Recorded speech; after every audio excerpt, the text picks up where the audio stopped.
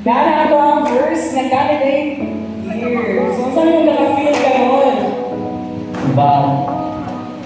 Ulba? Ano ulba ka? First time daw ni Kuya Group. Pero, last time na niya mag-kids camp of VBS. First time niya, since first time ang punatake na activity ever since. Ngayon kung meron siya naka-feel Megan. Buwan ka po siya ni Megan. So, perfect silang dumalo kay kakakulban sila. So, ano sila kay katawa na daw kakulba kay mag-shake-shake daw yung mga body. So, shake-shake na lang daw mga body. 1, 2, 3, go! O, tsaka lang pag-shake. Kung baka na ito, amazing ka. 3, 1, 2, 3. Zing, zing, zing. Amazing! So, karon, ang start na na sa atong question and answer na question. First, akong naman si Kuya Luke. So, ang question kay Kuya Luke is, unsa nga batasan ni Gideon ang feeling mo na naa sa imuha o ganuman? Again, unsa nga batasan ni Gideon ang feeling mo naa ka o ganuman?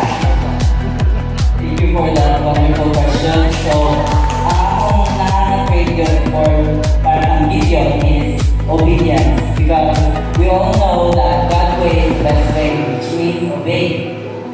So, we all know that not every person kanang mag-obey silang parents and silang mga teachers like that. Pero, kailangan dito mag-obey ng God.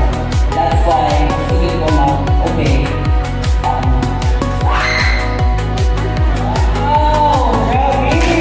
Anada na characteristic or batasan ni Gideon na si Kuya Luke kaya ang pag-ibig obedient. Kung obedient kung sa inyo mga parents over God? Hello everyone! So obedient mo. Press mo kay Kuya Luke.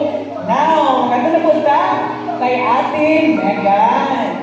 So Ate Megan, unsa man ang imuhang natunan sa life ni Gideon?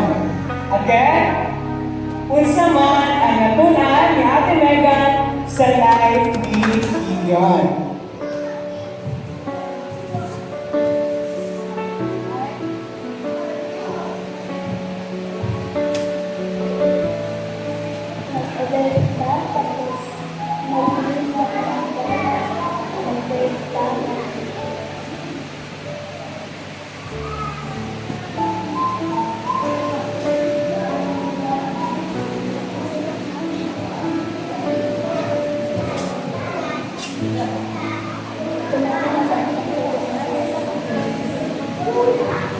Hey! Ana sa Kinega na dapat daw mag-obey ta kay God o mag-believe na kay God